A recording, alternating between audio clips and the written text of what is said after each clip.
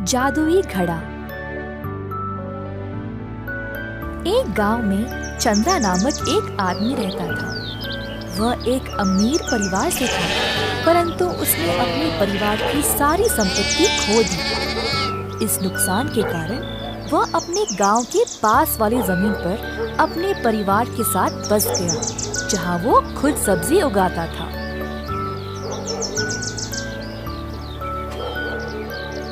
उसकी पत्नी मिट्टी के पुतले बनाती थी। कुछ साल बाद चंद्रा की सेहत भी कमजोर होने लगी। एक दिन उसने अपने 2 आलसी जुड़वा बेटों को बुलाकर कहा, मेरे बच्चों, तुम लोगों को तो पता ही है मेरी तबीयत अब ठीक नहीं रहती, और कब तक तुम लोग बिना काम किए जियोगे? जब तक मैं तंदुरुस्त था मैंने तुम लोगों का ख्याल रखा, पर अब तुम्हारी माँ भी ज्यादा कुछ नहीं कर पाएगी। कृपया अब से काम पे लग जाओ और मेहनत करो। चंद्रा ने भरे मन से अपने बेटों को ये बात समझाने की कोशिश की, परंतु लड़कों ने उनकी बात टाल दी। बस एक दूसरे को देखकर हंसने लगे और चले गए।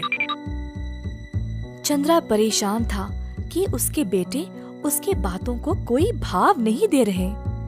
उसको लगा कि अब उसे कुछ ना कुछ तो करना ही पड़ेगा, नहीं तो उसके बेटे ऐसे ही रहेंगे और फिर कल को समाज में नहीं रह पाएंगे।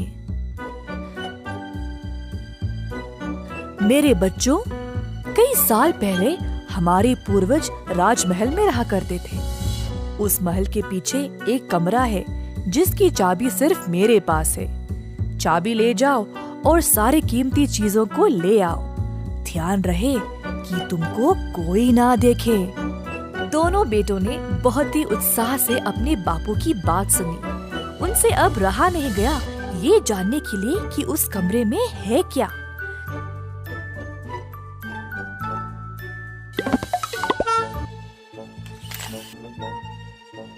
जब वे वहां पहुंचे तो उनको केवल एक मिट्टी का घड़ा मिला। अरे, जब बापू ने बोला कि यहाँ कुछ खजाना है, मुझे लगा कुछ हीरे मोती होंगे, परंतु इधर तो केवल ये मिट्टी का घड़ा है। हाँ, सही बात। अब क्या करें? वैसे भी हम इतनी दूर आए हैं, चलो इसी को ले जाते हैं।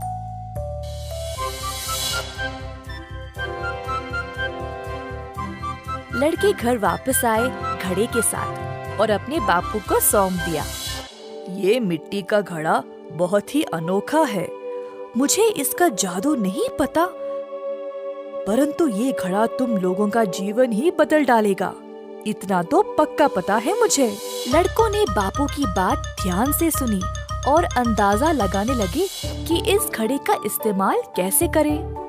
बहुत कोशिश की, परंतु इस घड़े का जादू समझ नहीं पाए। कुछ दिनों बाद छोटे बेटे ने एक फूल उखाड़ा, सूंघा और फिर नीचे फेंक दिया। फूल उस घड़े में गिर पड़ा। पास में बड़ा बेटा पौधों को पानी दे रहा था, तो अचानक से उसने देखा कि वो घड़ा फूलों से भरा हुआ था। क्या? पानी डालने पर इतने सारे फूल खिल उठे? चलो हम इनको बेच के खूब पैसे कमाएंगे। दोनों बेटे बाजार गए और सारे फूल बेच दिए। अपनी कमाई लेकर घर वापस आ गए। जब उनको घड़े की विशेषता का एहसास हुआ तो वे बहुत खुश थे। दिन पे दिन वे घड़े का जादू का इस्तेमाल करने लगे। बहुत सारे सब्जी और फूल बेच के पैसे कमाने लगे।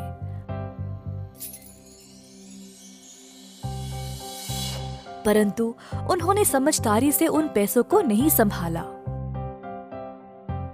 कुछ दिन और गुजर गए ऐसे ही पैसे रद्दी करते करते। उनको घड़े की जादू की आदत पड़ गई और इसी चक्कर में बाकी सब्जी और पौधों को नजरअंदाज कर दिया। चंद्रा ने देखा कि उनके बेटों का व्यवहार दिन पे दिन बिगड़ रहा था, तो एक दिन उन्होंने उस घड़े को छिपा दिया।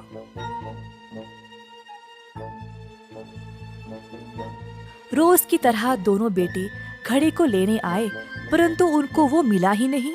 हर जगह ढूंढा, तब भी नहीं मिला। उनको एहसास हुआ कि पैसे के बिना जीवन कितना कष्ट है, तो आखिर में वे खुद सब्जी उगाना शुरू किए।